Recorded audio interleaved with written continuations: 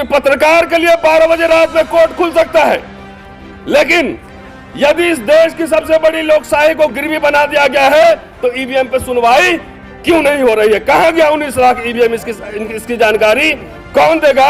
इसलिए कोर्ट को भी इसमें पार्टी बनाना पड़ेगा कि सरकार के हिसाब से, और जब आप कन्वीनियंट हो तो किसी केस की सुनवाई तो आप 2 दिन में कर लो। पिछले चुनाव से अगला चुनाव आ गया, 5 साल हो गया, ईवीएम पे सुनवाई नहीं हो रही है। क्योंकि ईवीएम जो है वो हटेगा संसद से। जब तक पीपल्स रिप्रेजेंटेशन एक्ट में बदलाव नहीं होगा तब तक ये मामला बनने वाला नहीं। तो इसलिए हम चाहते हैं कि जब ईवीएम से अगर चुनाव भी हो, भानु प्रताप जी, 100% ईवीएम की वीवीपैट की काउंटिंग हो। अगर मैं वोट दे रहा हूं, हाथ में हमारी पर्ची है और हम देख करके मैंने किसको वोट दिया था, वो जो है हम बैलेट बॉक्स में डालें और उसकी गिनती हो, मशीन की गिनती नहीं हो। के बाहुबली और जमींदार लोग कहते थे कि तुम लोग घर रहो, जाओ काम करो, तुम्हारा वोट हम डाल देंगे, और लाठी और बंदूक के बल पे वोट नहीं देने दिया जाता था। ईवीएम हटाओ, देश बचाओ। सारे के सारे क्यों नहीं बोलते? क्या दिक्कत है? ईवीएम हटाओ, देश बचाओ। ईवीएम हटाओ, देश बचाओ। ईवीएम हटाओ, देश बचाओ। ईवीएम हटाओ। देश बचाओ। अब क्या बोलना? बैलेट पेपर लाओ, ईवीएम हटाओ, बैलेट पेपर लाओ। ईवीएम हटाओ, बैलेट पेपर लाओ। ईवीएम हटाओ। बैलेट पेपर लाओ।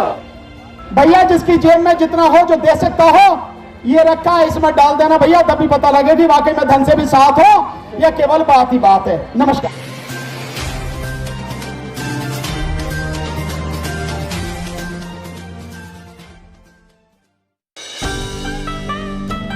हाँ। 160 दिन से हड़ताल पर हैं, और क्या है इनकी समस्या? ये दिल्ली सरकार के अंतर्गत जो डिस्पेंसरियां हैं उनमें काम करने वाले 585 लोग हैं। ये नर्सिंग अर्दली और स्वीपर कम चौकीदार हैं। 160 दिन से आंदोलन कर रहे हैं, सरकार सुनने को तैयार नहीं है। हमारे बीच में है ये सारे के सारे साथी, हर जगह। प्रेस वाले अगर चाहे तो जरा एक बार दिखाएं इन सारे साथियों को। देखो आप क्या कर रहे हैं। ये हमारी बहनें, ये सब है मेरी बहनें। आप बैठिए मेरे साथी, आप बैठिए, आपका बहुत बहुत स्वागत। प्लीज बैठिए आप सब। तो ये साथी हमारे साथ में हैं, और यहां पर हमारे ड्राइवर साथी भी, मुझे पता नहीं किधर बैठे भाई, बताया तो नहीं तुमने? आए भी अब उसी दिन बस चक्का जाम करके रह गए। तो ये भी ड्राइवर साथी भी हमारे साथ में हैं, जिनका कंधे से भैया जिसकी जेब में जितना हो, जो दे सकता हो, ये रखा है, इसमें डाल देना भैया, तभी पता लगेगी वाकई में धन से भी साथ हो या केवल बात ही बात है। नमस्कार। जनता के बीच, सड़क पर और पार्लियामेंट में लड़ी जाएगी। इसलिए मेरा आग्रह है कि आज एक डेलीगेशन कमेटी बने और सारे पार्टी के राष्ट्रीय अध्यक्षों से मिला जाए और उनको ये कहा जाए कि अपने मैनिफेस्टो में डालो कि जब हम सरकार में आएंगे तो पीपल्स रिप्रेजेंटेशन एक्ट को हम हटाएंगे और बैलेट पेपर लाएंगे। यह सबसे जरूरी है, यह जरूरी है। राजनेताओं ने यह बात सही है कि आजकल जो आंदोलन करते हैं सिर्फ अपने कार्यकर्ताओं का आंदोलन करते हैं। उनसे आग्रह किया जाएगा कि जन संवाद और जन कार्रवाई शुरू किया जाए। गड़बड़ हो जाएगा सारा प्रोग्राम। डिब्बा में डालो, जो भी कुछ है सब इसमें डाल दो अपने आप, किसी को कुछ कहना नहीं है, यहाँ किसी का अनाउंस नहीं होगा।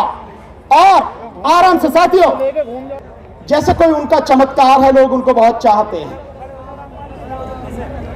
और उन तीनों राज्यों में सरकार बनाने के बाद मोदी जी ने जिस तरह से अपने पार्टी कार्यकर्ताओं को संबोधित करते हुए कहा, यह बहुत गंभीर बात है, आपको समझने की जरूरत है। हर किसी को इस बात को समझने की जरूरत है। मोदी जी ने कहा कि इस बार सारी सीटें जीतेंगे, सारी सीटें। तो इस बार चुनाव कौन सा होना है? लोकसभा का। लोकसभा में कितनी सीटें हैं? 543, यानी 543 सीटें जीतेंगे।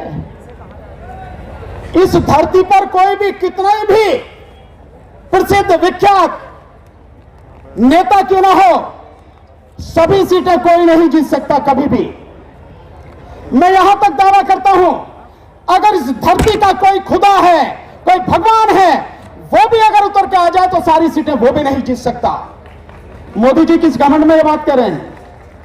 मोदी जी घमंड में कह रहे हैं कि इलेक्शन कमीशन उनकी जेब में है और ईवीएम उनके हाथ में है, इसीलिए वो जीतने का दावा कर रहे हैं। और मैंने बार बार इसी बात के लिए उन्हें चेतावनी दी है। मोदी जी, अगर आपको इतना ही विश्वास है अपने प्रशंसकों पर, अगर आपको लोग इतना ही चाहते हैं, एक बार इस देश में बैलेट पेपर से चुनाव होने दो। बैलेट पेपर से 2024 का चुनाव बैलेट पेपर से होने दो। आप अपनी भी सीट अगर जीत के आ जाओ तो बताना, बीजेपी 40 से ज्यादा सीट जीत नहीं पाएगी। ये स्थिति आज की तारीख में है। 3% से ज्यादा लोग आज की तारीख में मोदी जी को नहीं चाहते। ये स्थिति है हकीकत में। ईवीएम की सरकार आई तो हमारे पुलिस वाले जो साथी भाई बहन है, अगली बार ये समझना कि अब पुलिस वीर भी आ जाएगा। एयरपोर्ट पे तो सीआईए सभादा बदल ही चुका है। किसान वीर बनाने की योजना थी, लेकिन किसानों ने लड़के अपना अधिकार वापस ले लिया। शिक्षक वीर बन ही रहे हैं। पहले पूरी तनख्वाह मिलती थी एडहॉक पढ़ाने पे, अब गेस्ट लेक्चरर है वही 50 लेक्चर मिलता है, 50-60 हज़ार 70 हज़ार रुपये मिलते हैं, पहले 1.25 लाख रुपए मिलते थे। तो नंदा जी आ गई है, वहाँ पर देख रहा हूँ उनको। तो अब विश्वविद्यालयों में भी शिक्षक वीर बनाई जा रही है और अग्निवीर तो आप देख ही रहे हैं। तो ये जो कॉन्फिडेंस सरकार का है और इस बार नारा है कि अब की बार 400 पार, तो ये कॉन्फिडेंस कहीं और से नहीं, ईवीएम के अंदर से ही आ रहा है। क्या साथियों, मैं बहुत संविधान के दायरे में और बहुत व्यवहारिक बात आपके सामने रखने जा रहा हूं। देखिए, बाबा साहब ने जब संविधान बनाया था तो उसके पहला लाइन जो है ना, जय गणेश जी और अल्लाह अकबर नहीं रखा था, और रखा था वी द पीपल, हम भारत के लोग। और 25 नवंबर के भाषण में उन्होंने शंका जाहिर की थी कि हो सकता है इस देश में कभी न कभी तानाशाही आ जाए, इसीलिए हम भारत के लोग रखा था कि जिस दिन ऐसी हालत होगी, तुम भारत के लोग, हम रहे न रहे, सड़कों पे आना और ऐसे सरकार के खिलाफ आंदोलन करना। इसी को लोहिया साहब ने आगे बढ़ाया था कि जब सड़कें सुनसान हो जाएंगी तो संसद आवारा हो जाएगा।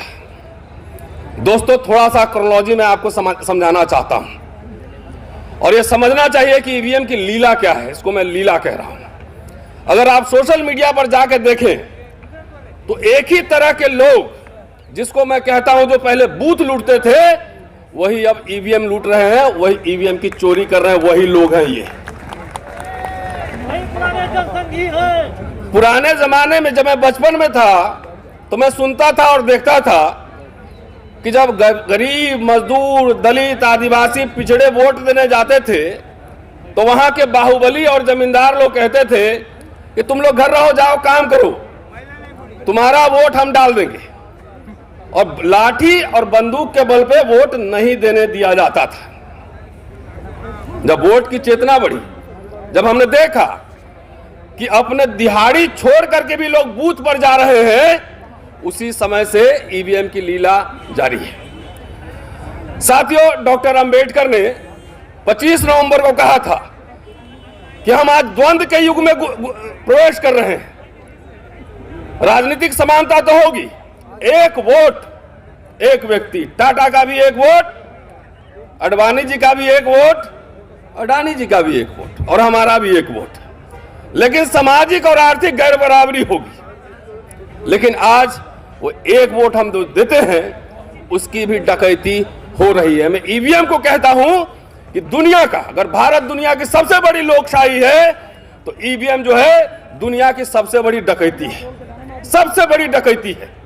जो संघर्ष करके डॉक्टर अंबेडकर, लोहिया, बाबू जगदेव प्रसाद, कर्पूरी ठाकुर, लालू यादव, कांशीराम जी, मुलायम सिंह यादव, पेरियार, ऐसे लोगों ने जब संघर्ष करके आपके अंदर चेतना लाई, खास तौर से मैं दलित, पिछड़े, आदिवासियों को कह रहा हूं कि वोट हमारा, राज तुम्हारा नहीं चलेगा। और ये परिवर्तन जब होने लगा, तभी से ईवीएम की लीला शुरू हुई है। ये समझिए बात, एक क्रोनोलॉजी में समझा रहा हूं कि जब हमारे लोग वोट देने के लिए जागरूक हुए, तब से आपकी वोट की डकैती शुरू हो गई। साथियों, एक दो बात और मैं कहना चाहता हूं, बहुत सारे वक्ता हैं कि देखिए, कोई भी टेक्नोलॉजी आता है, मैं शिक्षक हूं, इतिहास पढ़ाता हूं, तो बेहतरी के लिए आता है। सबसे पहले ईवीएम का प्रयोग 1980 में केरला में हुआ था और उसको कोर्ट ने टर्न डाउन कर दिया था। अगर ईवीएम लाया गया तो इसलिए यह दिमाग में रहा होगा। मैं ईवीएम का समर्थन नहीं करता, और ईवीएम के खिलाफ कितने आंदोलन हम लोगों ने 10 साल में किए हैं, लोग जानते हैं। इंटेंशन क्या है, यह जानना जरूरी है। जैसे अभी ईडी कानून पिछले सरकार ने लाया था, लेकिन इस सरकार ने संशोधन करके अब आपके जेब में 10 रुपया भी है तभी ईडी वाला पकड़ लेगा, तब भी ईडी वाला पकड़ लेगा। उसी तरह का जब ईवीएम आया था, आज कांग्रेस पार्टी भी उसका विरोध कर रही है। अगर सब समय डकैती होता रहता तो 2014 में सरकार कैसे बदलती? इसका मतलब है कि मशीन के साथ हेराफेरी होती है, और ये बात सारे पॉलिटिकल पार्टी के लोग अब समझ रहे हैं। जनता जाग रही है, पूरे देश भर में ईवीएम के खिलाफ आंदोलन हो रहे हैं, पूरे देश में। मैं सिर्फ 2 प्रस्ताव रखना चाह रहा हूं कि ईवीएम जो है वो हटेगा संसद से। जब तक पीपल्स रिप्रेजेंटेशन एक्ट में बदलाव नहीं होगा, तब तक ये मामला बनने वाला नहीं।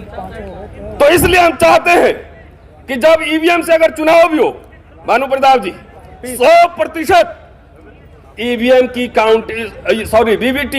वीवीपैट की काउंटिंग हो। अगर मैं वोट दे रहा हूं, हाथ में हमारी पर्ची है और हम देख करके मैंने किसको वोट दिया था, वो जो है हम बैलेट बॉक्स में डालें और उसकी गिनती हो, मशीन की गिनती नहीं हो। यह सबसे महत्वपूर्ण बात है।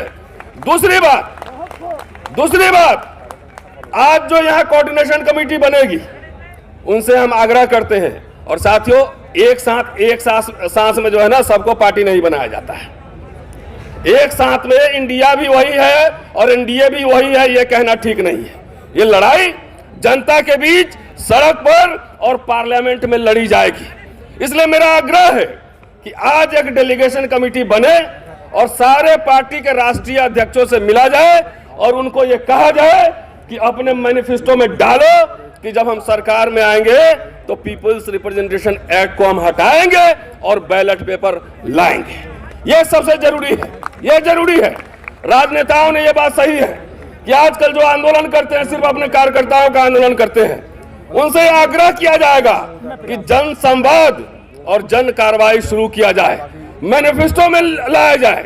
हम लोग अपने संसाधन से हर समय ये आंदोलन को आगे बढ़ा रहे हैं, लेकिन यही खास तौर से मैं इंडिया अलायंस को कह रहा हूं कि अपने मैनिफेस्टो में ये लाए कि सरकार हमारी आएगी, ईवीएम बंद करेंगे और बैलेट पेपर से चुनाव होगा। इसके लिए एक डेलीगेशन का आज ये निर्माण हो, चुनाव आयोग से ही मिलेंगे।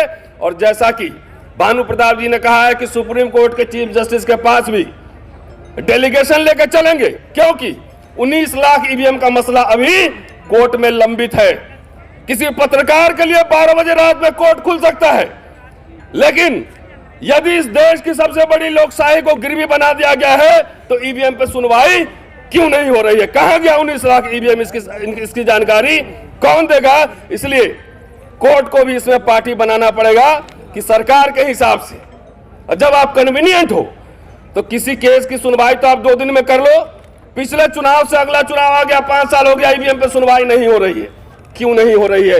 इसके लिए हम सबको जन जागृति फैलाना पड़ेगा, इन सबको आगाह करना पड़ेगा। चलते चलते मीडिया वाले साथियों का मैं धन्यवाद इसलिए करना चाह रहा हूं कि जब ओबीसी का आंदोलन चल रहा था, एम्स में ओबीसी रिजर्वेशन के खिलाफ 10 लोग बैठते थे, पूरा गोदी मीडिया नेशनल न्यूज बनाता था और वहां पे हम लोग भी जाते थे। 200 लोग वहां पे धरने पे बैठते थे आरक्षण के समर्थन में, उसकी कोई न्यूज नहीं छपती थी। आज यहाँ पे गोदी मीडिया नहीं है, इसलिए चलते चलते आप सबका शुक्रिया कि आप सबकी वजह से करोड़ों लोग के पास हमारी आवाज पहुंच रही है। शुक्रिया। जय भीम।